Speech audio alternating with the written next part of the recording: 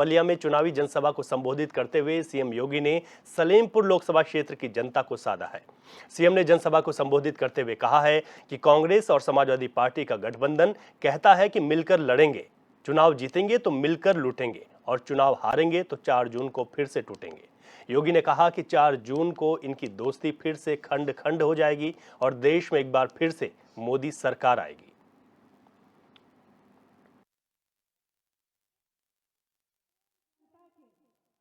400 पार की जब हम बात करते हैं तो समाजवादी पार्टी और कांग्रेस के गठबंधन को चक्कर आने लगता है, वे घबरा जाते हैं, चारों खाने चित्त हो जाते हैं।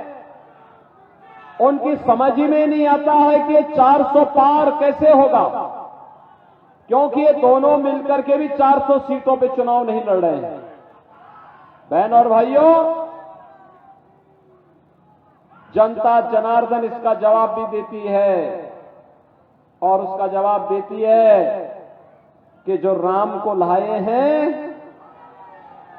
क्यों बलिया भी इसके साथ में है ना। बलिया की क्या भावनाएं हैं, क्या बलिया भी ये चाहता है ना, बास्ती भी चाहता है ना यही कि जो राम को लाए हैं हम उनको लाएंगे। स्वाभाविक रूप से कश्मीर से लेकर कन्याकुमारी तक, असम के कामरूप से लेकर के गुजरात के कच्छ तक एक ही नारा, एक ही स्वर गूंज रहा है और वह है कि 4 जून को जब परिणाम आएंगे तो कोई राम भक्त ही दिल्ली में सिंहासन पर बैठेगा। और इस देश से आज मुझे सलेमपुर संसदीय क्षेत्र में आप सबके बीच में आना पड़ा है। बहनों और भाइयों, हमने बदलते हुए भारत को देखा है। हमारी पीढ़ी सौभाग्यशाली है, हम अपनी वर्तमान पीढ़ी को कह सकते हैं और भावी पीढ़ी को कह सकते हैं कि हमने बदलते हुए भारत को देखा है। विकसित भारत की आधारशिला जब तैयार हो रही थी, उस भारत को हमने देखा है और उस भारत को आगे बढ़ते हुए हमने आंखों से देखा है और उसमें हम सबका भी योगदान है।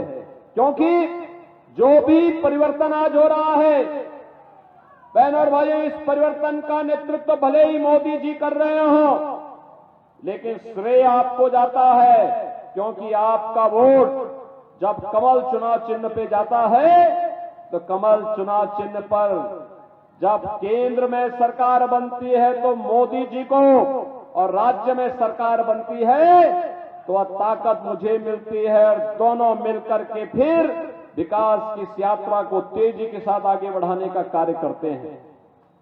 बहनों और भाइयों, इसीलिए आप कह सकते हैं हमने बदलते हुए भारत को देखा है।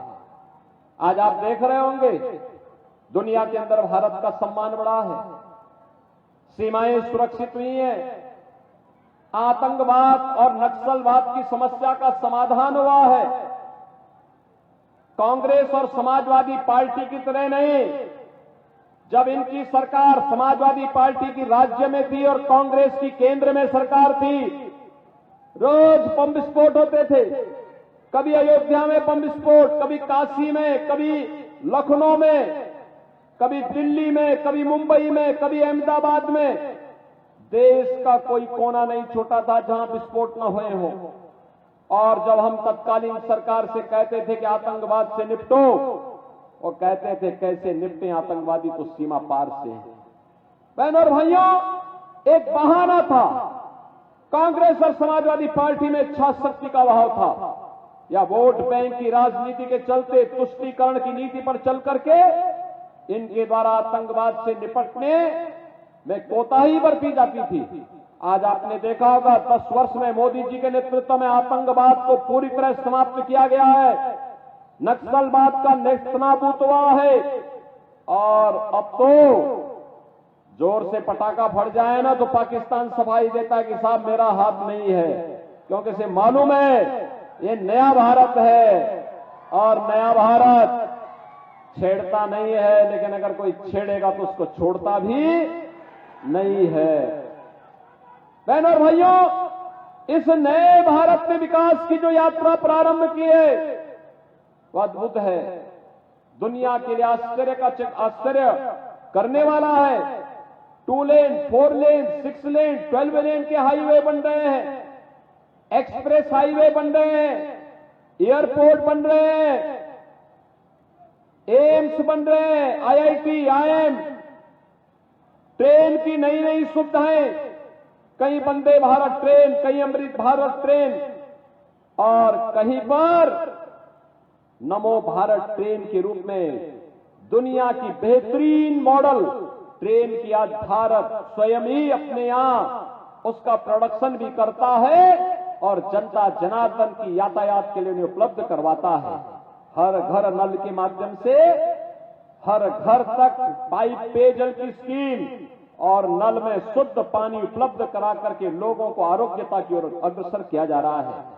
गरीबों के लिए भी ढेर सारी योजनाएं 10 वर्ष में आपने देखी होंगी। 80 करोड़ लोग देश के अंदर फ्री में राशन की सौगात प्राप्त कर रहे हैं।